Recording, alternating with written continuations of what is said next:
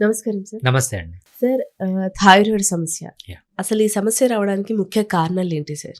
Thyroid అనేది common అండి. So, మనకు థైరాయిడ్‌లో కొన్ని వందల డిసీజెస్ ఉన్నాయి. ఆ వందల డిసీజెస్‌లో మనం 100 మందిని తీసుకున్నామనుకోండి థైరాయిడ్ వాళ్ళని. దాంట్లో 99 మందికి ఒక డిసీజ్ వస్తదన్నమాట థైరాయిడ్‌కి సంబంధించింది. దాన్నేమంటామంటే హషిమోటోస్ హైపోథైరాయిడ్ అంటామనమాట. ఓకే. మిగిలిన 1%కే కొన్ని వేల వందల డిసీజెస్ వస్తాయి. కానీ 100 మంది థైరాయిడ్ ప్రాబ్లమ్ ఉన్న వాళ్ళని తీసుకుంటే దాంట్లో 99 మందికొచ్చే డిసీజ్‌ని మనము హషిమోటోస్ హైపోథైరాయిడ్ అంటామనమాట. ఓకే ఈ సార్. హషిమోటోస్ హైపోథైరాయిడ్ అంటే ఏంటి అని చాలా ఇంపార్టెంట్ తెలుసుకోవాలి థైరాయిడ్ ప్రాబ్లమ్ ఉన్నవాళ్ళు. సో, నార్మల్‌గా ఏంటంటే మన బాడీలో ఒక బ్యాక్టీరియా వచ్చింది, ఒక వైరస్ వచ్చింది, ఒక ప్రోటోజోవన్ వచ్చింది. మన డిసీజ్ కాజింగ్ ఆర్గానిజం లోపలికి ఎంటర్ అయింది. మన ఇమ్యూన్ సిస్టమ్ ఏం చేయాలి? దానికి అగెన్స్ట్‌గా ఫైట్ చేసి వాటిని చంపి మనల్ని హెల్తీ చేయాలి. అదే కదా ఇమ్యూన్ సిస్టమ్ అంటే. హ్మ్. బట్ ఈ హషిమోటోస్ హైపోథైరాయిడ్‌లో ఏమవుతుందంటే మన థైరాయిడ్ గ్లాండ్‌లో కొన్ని సెల్స్ ఉంటాయన్నమాట. దాన్ని థైరోసైట్స్ అంటాం. Okay sir. ఇక్కడి నుంచే మనకు T3, T4 హార్మోన్స్ వస్తాయి. ఓకే ఆ సార్. థైరోసైట్స్‌ని ఒక ఫారిన్ బాడీ అనుకోని చంపడం మొదలుపెడుతుంది. ఎప్పుడైతే మన బాడీ సెల్స్‌నే చంపడం మొదలుపెడుతుందో, ఈ థైరాయిడ్ హార్మోన్ అనేది పడిపోతుందనమాట. ఫర్ ఎగ్జాంపుల్ హోమియోపతి డాక్టర్ దగ్గరికొచ్చేటప్పటికి థైరాయిడ్ అనేది 50% చనిపోయిందనుకోండి. హ్మ్. హోమియోపతి మెడిసిన్స్ ఏం చేస్తాయంటే, ఆ థైరాయిడ్‌ని మళ్ళీ బతికిస్తాయి. 50% చనిపోయింది. నెక్స్ట్ 60% బతుకుతుంది. 70% బతుకుతుంది. 80% బతుకుతుంది. 90% over a period of time ఏంటంటే ఫుల్‌గా నార్మల్‌గా అయిపోయి కంప్లీట్‌గా అది బతికి హ్మ్. దాని హార్మోన్స్ అనేది సెక్రీట్ చేస్తుంది. ఓకే. అది హోమియోపతి చేసే పని. ఓకే. Okay sir. అలోపతి ఏం చేస్తుందంటే మీకు 50% థైరాయిడ్ చనిపోయింది కదా! వీళ్ళేం చేస్తారంటే ఆ థైరాయిడ్ చేసే పనేంటి 3T, 3,4 హార్మోన్స్ ఇస్తది. హ్మ్. వీళ్ళు బయట నుంచి మీకు T3, T4 హార్మోన్ ఇస్తారు. ఓకే. థైరాయిడ్ ఏమనుకుంటది?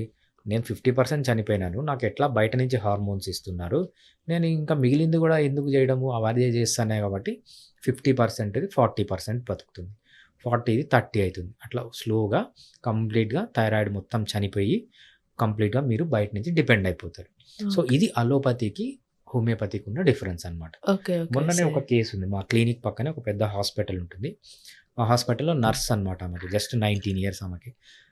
వాళ్ళు ఏదో రొటీన్‌గా చెక్ చేయించుకుంటుంటే ఫ్రీగా వచ్చిందని చెప్పి ఆ 19 ఇయర్స్ అమ్మాయికి థైరాయిడ్ బయటపడింది. హ్మ్. వెంటనే ఇంకా చెక్ చేస్తే నా వీడియో వచ్చింది. సార్ మన పక్కనే కదా ఉండేదని ట్రీట్మెంట్‌కొచ్చిందనమాట. 3 మంత్స్ మెడిసిన్స్ వాడింది హోమియోపతి. నార్మల్ అయిపోయింది. ఎళ్ళిపోయింది. ఓహ్! సో, హోమియోపతిలో అంత ఇంపార్టెంట్. మీకు థైరాయిడ్ ప్రాబ్లమ్ నుంచి కంప్లీట్‌గా రిటర్న్ రావాలి. మీ థైరాయిడ్ గ్లాండ్ నార్మల్‌గా ఉండాలి. మళ్ళీ మీ థైరాయిడ్ గ్లాండ్ 100% పనిచేయాలంటే homeopathy treatment is the best అనమాట. అంత మంచి ట్రీట్మెంట్ మనకు హోమియోపతిలో ఉంటుంది. మనం మెయిన్‌గా రీజన్ చూసుకున్నప్పుడైతే హ్మ్. Life style. ఓకే. సో, మనం తినే తిండి గానీ, మనము స్ట్రెస్ గానీ, లేకపోతే మనము నిద్ర లేకపోవడం గానీ, ఆల్కహాలు, స్మోకింగు, అదేవిధంగా ఎక్సర్సైజ్ సరిగ్గా లేకపోవడం ఇవన్నీ మనకు థైరాయిడ్‌కి లీడ్ అవుతాయన్నమాట. Okay sir. మరి థైరాయిడ్ వచ్చినప్పుడు అసలు కనిపించే సింప్టమ్స్ ఏంటి సార్? రైట్. హషిమోటోస్ హైపోథైరాయిడ్ వచ్చినప్పుడు మనకేంటంటే మెయిన్‌గా చాలా ఇంపార్టెంట్ సింప్టమ్స్ కనిపిస్తాయన్నమాట. ఫస్ట్ వీళ్ళు చేసేదేంటంటే వీక్‌నెస్. హ్మ్. బాగా వీక్‌గా అయిపోతారు. Weight gain, unexplained weight gain అనమాట. వితిన్ 1 మంత్, 2 మంత్స్ వాళ్ళు తక్కువ తిన్నా కూడా వెయిట్ గెయిన్ అయిపోతూ ఉంటారు. తర్వాత హెయిర్ ఫాల్ ఉంటది వాళ్ళకి. జుట్టు బాగా ఊడిపోవడము. దాని తర్వాత వీళ్ళకేంటంటే కాన్‌స్టిపేషన్ రావడం. అంటే మోషన్ రోజు రాకపోవడము. దాంతో పాటు రెస్పిరేషన్ అంతగా ఉండదనమాట. చాలా అంటే గాలి పీల్చుకున్న డీప్ రెస్పిరేషన్ ఉండదు. చాలా షాలో రెస్పిరేషన్ ఉంటుంది. ఓకే. సో, దాంతో పాటు బాగా వీక్‌నెస్ ఉండడము. హ్మ్. బాగా నిద్ర రావడము. ఆహ్, కొంచెం చలి తట్టుకోలేకపోవడం అనమాట. అంటే ఓకే. ఆహ్, ఆహ్, బేసిక్ మెటబాలిక్ రేట్ తగ్గిపోతుంది. మెయిన్‌గా థైరాయిడ్ హార్మోన్స్ చేసేదేంటంటే మీ మెటబాలిక్ రేట్ పెంచుతాయి. ఓకే. మీ బాడీలో హీట్ పుట్టిస్తాయన్నమాట. ఎప్పుడైతే తగ్గిపోతుందో చిన్న చిన్న వాటికి కూడా కొంచెం చలికి తట్టుకోలేకపోవడం ఇవన్నీ మనము ఈ థైరాయిడ్‌లో కామన్‌గా చూస్తుంటాం. అంతే విమెన్‌లో అయితే ఎస్పెషల్లీ యంగర్ విమెన్‌లో అయితే ఇమ్మీడియేట్‌గా హార్మోనల్ డిస్టర్బెన్సెస్ వచ్చి పీరియడ్స్ రాకపోవడము, పీరియడ్స్ పోస్ట్‌పోన్ కావడము. సో, హ్మ్. ఇవన్నీ మనం కామన్‌గా చూస్తుంటాం. Okay sir. Sir food habits హ్మ్. కూడా ఇది రావడానికి ప్రభావితం అవుతాయంటారా? రైట్. ఎక్కువ జంక్ ఫుడ్ తిన్నా, లేకపోతే ఇంట్లోవి తిన్నా కూడా విపరీతంగా తినడము, టైం మెయింటైన్ చేయకపోవడం అలా చేసినా కూడా వస్తాయా? డెఫినెట్‌గా అండి. Especially 2 food groups. మనం కార్బోహైడ్రేట్ అంటాం. ఒమేగా 6 ఫ్యాటీ యాసిడ్స్ అంటాం. కార్బోహైడ్రేట్ అంటే తేనె, బెల్లము, చక్కెర. ఎక్కువ పిండి పదార్థం తినడం, rice, wheat, maize, jowar, bajra, రాగి, జొన్నలు, సద్దలు, కొర్రలు, అండుక ఏవైతే పిండి పదార్థం ఉంటుందో అది. దాంతోపాటు బాగా తీయగున్న ఫ్రూట్స్, మ్యాంగోస్ కానీ, పైనాపిల్స్ కానీ, ఆరెంజెస్ కానీ, ఇవంతా షుగర్ బాంబ్స్ అనమాట ఇవి. సో ఇవి షుగర్స్ ఎక్కువ తీసుకోవడము. దాంతోపాటు ఒమేగా-6 fatty acids. Omega fatty acids అంటే ఏంటంటే vegetable oils, sunflower oil, safflower oil ఏదైతే సీడ్ నుంచి తయారు చేస్తారో ఆయిల్, వీటిలో అన్నిట్లో ఇన్‌ఫ్లమేటరీ కండిషన్ ఉంటుంది. కానీ మన సైడ్ అందరూ ఆయిల్సే వాడతారు కదా సార్. సన్‌ఫ్లవర్ ఆయిల్, పామ్ ఆయిలే ఎక్కువ వాడతారు. యాహ్! పామ్ ఆయిల్ ఏమో స్వీట్స్ అవి ఇవి చేయడానికి అలా వాడతారు. సన్‌ఫ్లవర్ ఇక డైలీ రొటీన్‌గా అదే వాడుతూ ఉంటారు. అది తప్పండి. సో సన్‌ఫ్లవర్ ఆయిల్‌లో మనకు అరౌండ్ 70-80% ఒమేగా-6 ఫ్యాటీ యాసిడ్స్ ఉంటాయి.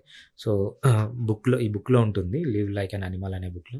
దాంట్లో ఏ ఆయిల్‌లో ఎంత మనకు ఒమేగా-6 ఫ్యాటీ యాసిడ్స్ ఉన్నాయో తెలిసిపోతుంది. మనకు సన్‌ఫ్లవర్ ఆయిల్‌లో around 75% omega fatty acids. Omega fatty acids అనేవి హైలీ ఇన్‌ఫ్లమేటరీ. అంటే మీకు బాడీలో కొన్ని కెమికల్స్ రిలీజ్ చేసి క్విక్‌గా ఏజ్ అయిపోయేటట్లు చేయడం, బాడీ పార్ట్స్ డ్యామేజ్ చేయడం మనము దీంట్లో చాలా ఎక్కువగా ఉంటుంది. మరి ఆయిల్‌లో ఏది యూజ్ చేస్తే better sir? First best oil మనకి ఇండియాలో దొరికేది వచ్చి కోకోనట్ ఆయిల్. అచ్చా! Right, coconut oil is the best oil. Next best oil వచ్చి పల్లి ఆయిల్. పల్లిలో మనకు 25% ఒమేగా-3 ఉంటుంది. ఒమేగా-6 ఉంటుంది. 25% ఒమేగా-3 ఉంటుంది. మనకు దొరికే ఆయిల్స్‌లో తక్కువ ఉన్నది ఇదే అనమాట. మనకు ఆలివ్ ఆయిల్‌లో కూడా చాలా జీరో ఉంటుందన్నమాట. ఆలివ్ ఆయిల్ మనకు ఒరిజినల్ దొరకదు. రైట్. సో మనకి ఇండియాలో దొరికే ఆయిల్స్, ఒరిజినల్ ఆయిల్స్‌లో first best oil is the coconut oil. Second best oil వచ్చి మనకు పల్లి ఆయిల్ అనమాట. Okay sir. సో ఆ విధంగా ఆ ఆయిల్స్‌ని కూడా కొంచెం మార్చేస్తే హెల్త్ కూడా బావుంటుందంటారు. ఆయిల్స్ డెఫినెట్‌గా చేంజ్ చేయాలండి. సో రెగ్యులర్‌గా కోకోనట్ ఆయిల్ యూజ్ చేయండి. ఎప్పుడన్నా పల్లి ఆయిల్ యూజ్ చేయండి. That is the best combination. Fiticus Homeopathy